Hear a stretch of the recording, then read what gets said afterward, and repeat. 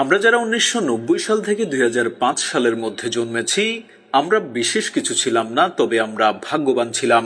যখন আমরা ছোট ছিলাম, হাতগুলো জামার ভিতর ঢুকিয়ে রেখে বলতাম, আমার হাত নেই। একটা কলম ছিল যার ৪ রকমের কালি ছিল, আর তার ৪টা বোতাম একসাথে টেপার চেষ্টা করতাম। আর এই কলমটা যার কাছে থাকতো, তার ভাবসাবি থাকতো অন্যরকম। আমাদের সময় ১ হাত সমান কলম পাওয়া গেলেও আমরা আবার কলম কেটে কেটে অনেক ছোট কলম আবিষ্কার করতাম। দরজার পেছনে লুকিয়ে থাকতাম, কেউ এলে চমকে দিব বলে। সে আসতে দেরি করছে বলে অধৈর্য হয়ে বেরিয়ে আসতাম। রাতে হাঁটার সময় ভাবতাম আমি যেখানে যাচ্ছি, ৪টাও আমার সাথে যাচ্ছে। কারেন্টের সুইচের ২ দিকে আঙুল চেপে সুইচটাকে অন অফের মাঝামাঝি অবস্থানে আনার চেষ্টা করতাম। স্কুলে যাওয়ার সময় সবাই একসাথে দৌড়াদৌড়ি করে যেতাম। ক্লাসে কলম কলম খেলা, খাতায় ক্রিকেট খেলা, চোর ডাকাত, বাবু পুলিশ, অবু ১০-২০ খেলতাম। অনেক সময় স্কুল ফাঁকি দিয়ে কয়েকজন বন্ধু মিলে ঘুরতে যেতাম, আড্ডা দিতাম, আরো কত কি। ১ টাকার রঙিন বা নারিকেলি আইসক্রিম, হাওয়াই মিঠাই খেতে না পারলে মনটাই খারাপ হয়ে যেত। হঠাৎ আকাশ দিয়ে হেলিকপ্টার গেলে সবাই রুম থেকে বের হয়ে আকাশের দিকে তাকিয়ে থাকতাম। স্কুল ছুটি হলে দৌড়ে বাসায় আসতাম, মিনার কার্টুন দেখব, সিসিমপুর দেখব।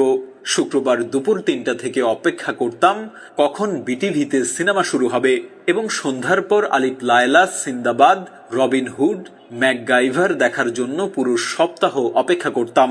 ফলের গুটি খেয়ে ফেললে দুশ্চিন্তা করতাম পেটের ভেতর গাছ হবে কিনা।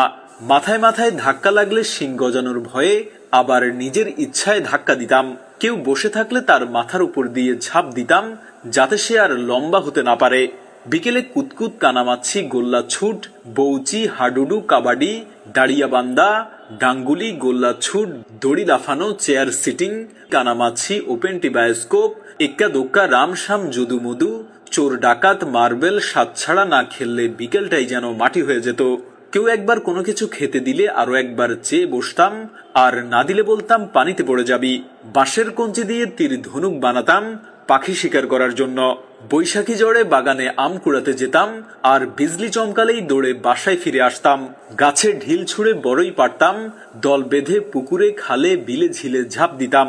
কেউ চাল, কেউ ডাল, কেউ আলু, কেউ বা মশলাপাতি দিয়ে জোলা ভাতি রান্না করতাম এবং সেগুলো মজা করে খেতাম।